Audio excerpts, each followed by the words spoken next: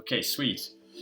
Alright guys, so this is the actual move that I took to pass me the challenge. So we took it gold short from here to here, just this swing.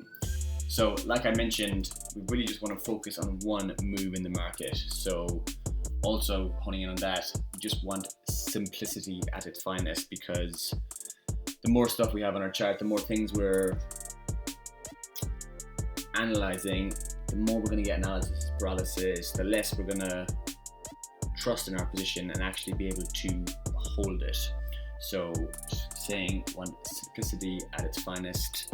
And just before we move on, in case any of you doubters out there, just want to show this. Congratulations on passing the evaluation 2 days ago, August 26th. There we have it. And this is the setup. And before you're doubting the actual setup, we can actually check the parameters. So 176042, entry 176042, and exit take profit 1744.35, 1744.35. So these are my exact entry and exit points. As you can see, we literally squeezed this bitch for everything it was worth. So literally a couple of pips there that we left on the table, and that was just because of spread. So we were targeting this order block down here, so ultra refined, but that is advanced shit. Let's talk about the simple stuff. So let's get rid of all the crap. What I was looking at and what I was seeing initially was, we know that the market moves in threes. So the psychological rule of three, whether it's 3 hours, 3 pushes, 3 peaks, 3 days, 3 levels, 3 50-pip boxes, 3 whatever. When you see 3 of something, that is telling us that the move is now finished and something else is going to happen. So what I saw here was gold. So we're talking about our numbers boxes. When we're down here, this was our numbers box. This was the 100-pip box that we were trading in. Price puts in a peak formation down below and then pulls back inside. So this is peak formation locked, and then once we actually get this move up, this is what I'm looking for. I'm looking for this to happen. So this impulsive move up, and then what do we see? We see 1, 2, 300 pip boxes of rise, and also Tuesday, Wednesday, Thursday, so 3 days of rise. Then what we also see is New York, Asia, London, 3 sessions of rise. Then we get 1, 2, 3 peaks. So guys, that's pretty much all you actually need.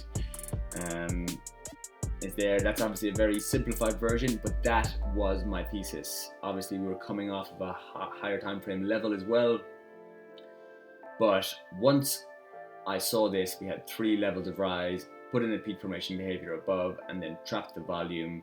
My thesis was ready. I was now just going to use my system looking for an entry. Shout out Stacey Burke for the old system with the old timing, round numbers, highs and lows, etc.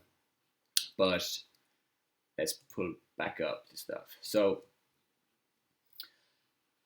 like I mentioned before, here was our box. So this was actually trading from 50 to 50, with the peak formation being put below. So one important thing to note is, guys, after we get a big impulsive move, so we're looking for literally big pushes down in the market, and we're looking for where they finish. So for instance, here price pulled up, this was the numbers, it was 50 that it actually finished near. So then we are now looking for how price treats the outside of these boxes. So when I say box, I mean from here to here, so from 50 to 50. So this becomes our box. 50 to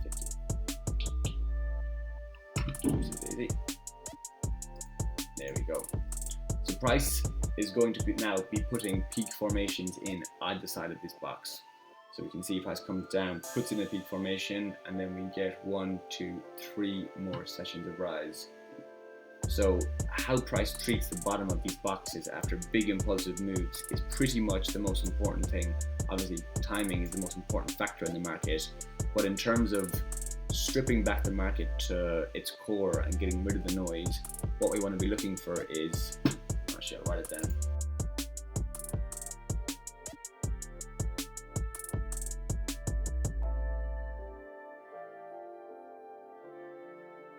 So we're looking for impulsive moves and then seeing where they finish. So once this move finished down here, we knew that the numbers box then, oopsie daisy, that's marked wrong,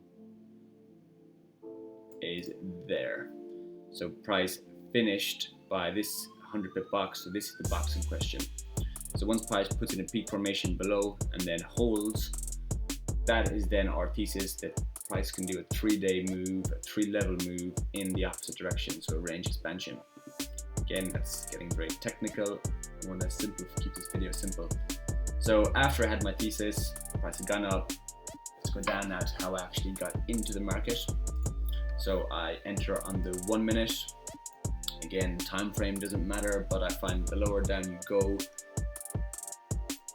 whoopsie, the more information price is giving you, the better the story. You can actually build up the full story on the 1 minute chart.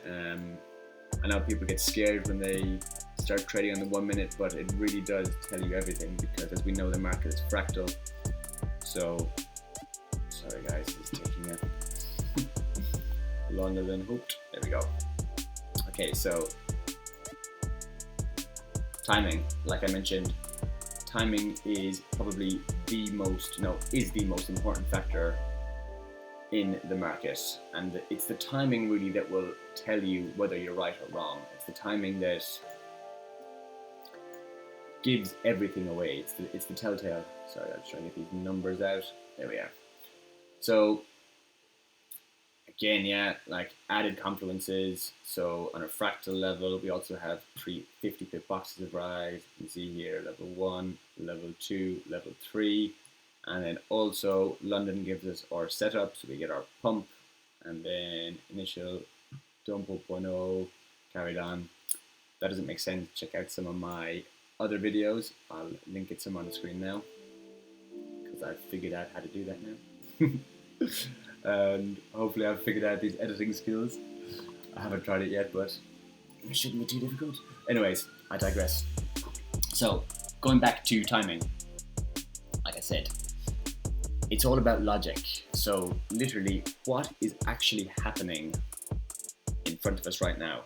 So forget about thesis right now. We already have our bias because of all of the levels of rise, days of rise, peak formation above. Bias is sorted. We are looking for shorts. So now what we're focused on is what is actually happening now. So this little yellow box, excuse me, is the New York session. So New York opens and immediately goes long and then traps short. So now, once New York opens, everybody's now gone long, because we have two 1 minute candles that open up, and then they're underwater. And we actually travel down for the next half an hour. So we get a big impulsive move down. Look, when that happened, the last minute of the 30-minute candle.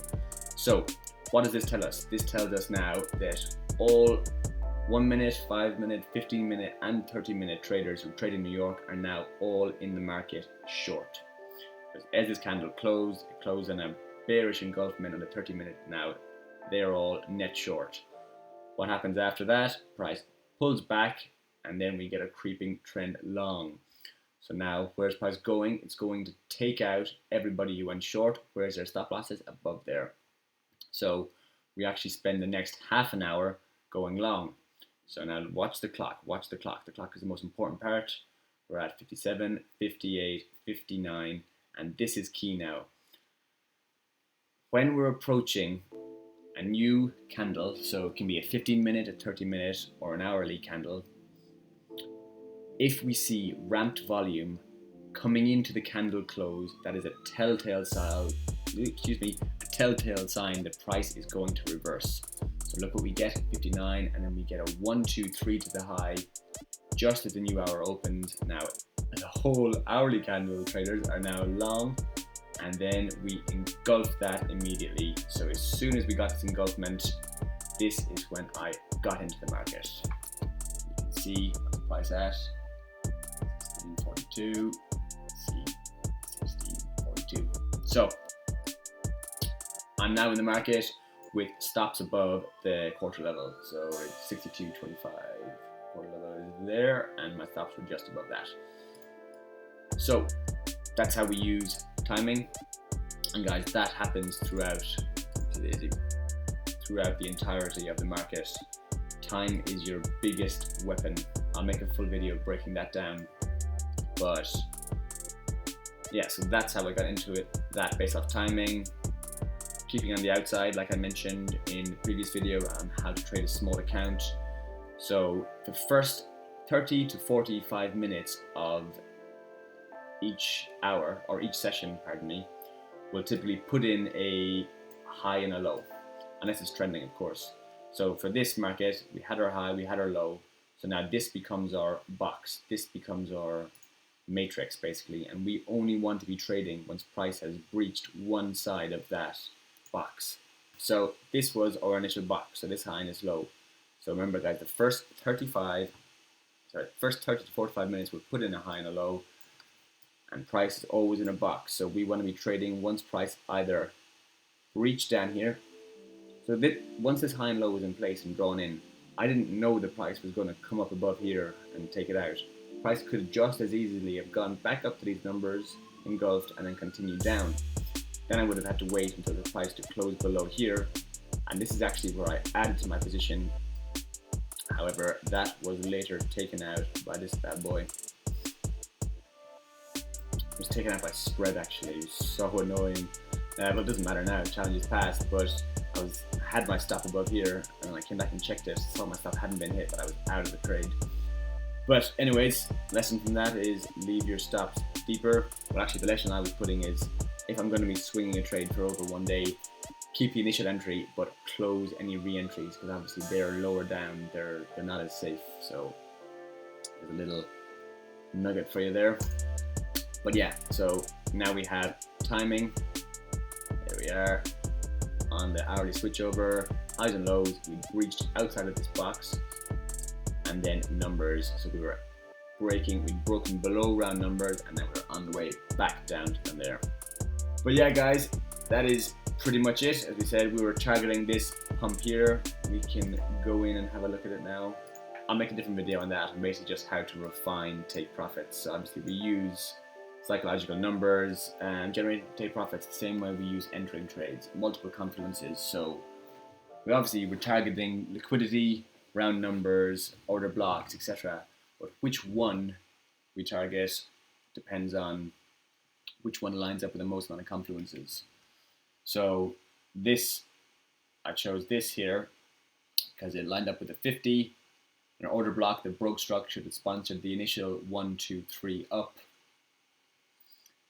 Whoopsie daisies. And yeah, that's how we actually chose that one there, leaving the take profit slightly above the wick there so that we ensured getting taken out. But yeah, I don't want to ramble on too much now, guys. That's all for this video. Catch you in the next one.